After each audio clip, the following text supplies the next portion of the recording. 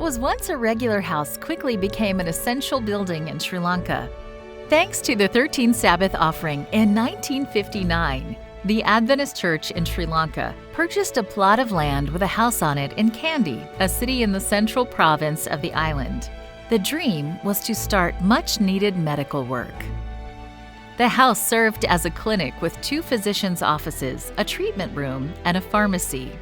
The clinic grew to be known as a hospital, and in 1967, another 13th Sabbath offering provided the funding to purchase the adjacent land to expand the hospital further. At the time, Lakeside Adventist Hospital was one of only 2 full medical care providers in Sri Lanka's second most populous city. Other 13th Sabbath offerings in 1972 and 1976 allowed for the hospital to construct a new building and expand its services.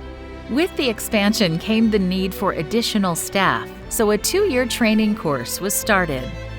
In 2019, the hospital opened an urban center of influence to facilitate the hospital's outreach efforts, like stop smoking programs and community health screenings.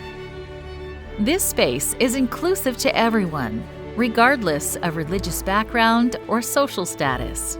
Many of the hospital staff and patients who are not Adventists love being a part of the activities. Over the past year, a core group of 30 people worship every Sabbath in the hospital chapel. So far, 10 have completed Bible studies and are waiting for baptism. All of this was possible because of your support of the 13th Sabbath offering.